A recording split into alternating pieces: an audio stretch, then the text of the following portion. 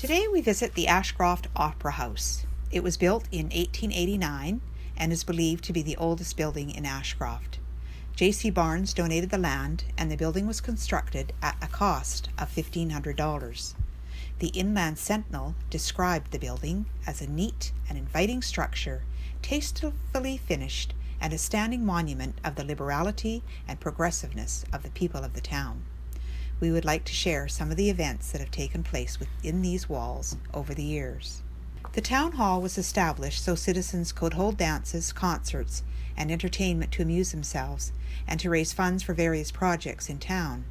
Church groups, athletic clubs, Red Cross, the Teamsters Union, the Hospital Auxiliary, just to name a few, any Ashcroft group could rent the hall and hold fundraisers.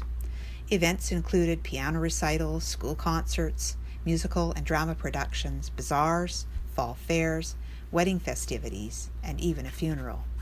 And if there was a political debate to be held in the area, it would be held at the Ashcroft Town Hall. As well as the locals, visiting shows would arrive off the train with carloads of theatrical scenery and large troupes of actors and singers.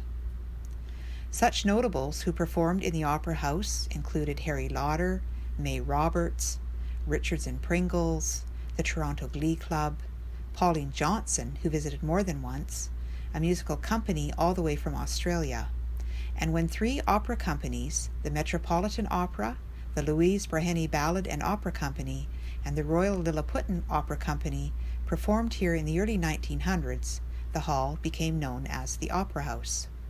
Our own local renowned pianist, Fanny Foucault, was a frequent guest and would accompany the hometown musicians, as well as playing backup for some of the more distinguished performers. The building has been enlarged and improved over the years. In 1898, it was fitted up with electric lighting. Then in 1900, the place was remodeled and a screen canopy lifting up above the existing roof was added. The screen separating the stage from the hall was pulled up and let down by a rope on pulleys. The screen blocked off the audience from the stage and created a mood of anticipation for the spectators. On the screen were painted advertisements from the merchants. In 1916, Mr. J. Russell, who operated a moving picture show, lost his structure in the big fire. He was able to save most of his chairs, movie machine, and equipment and moved it into the Opera House. These early films were silent movies, and music was provided by Lou Cumming via a player piano. When westerns and comics were on, fast music was played.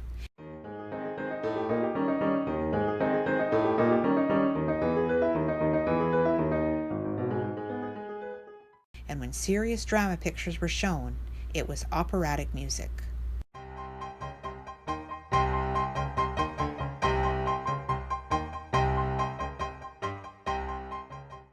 R.D. Cumming later purchased the hall, and during his ownership, during the war years, there were short news clips of the war that were shown before the main feature. After Cummings, the movie house had a few different operators, including Fred Peters, Jim Cameron, and then Mr. and Mrs. Race Rogers. Bob Merritt took over from Rogers, and again remodeled the inside and outside, and called it the Sands Theatre. Steve Toderick took over in 1979, and after a lot of alterations and a facelift, it opened as the Lands Theatre. After that, the hall was used as a second-hand store. In 2003, local entrepreneur Martin Comtois purchased the Opera House with the idea of bringing back music and theatre. In 2005, after renovations including structural and electrical updates were completed, the Opera House was again ready for entertainers and guests, and for a few years we got a glimpse of what those old days in the Opera House would have been like. Martin provided wonderful vegetarian dishes and had a wide variety of musicians, from jazz to classical. Entertainers included Barney Bentall, Valdy, Angela Harris, and the Barrett McNeils, as well as others. There was also theatre productions put on by the local groups. In 2008, the Opera House was again closed.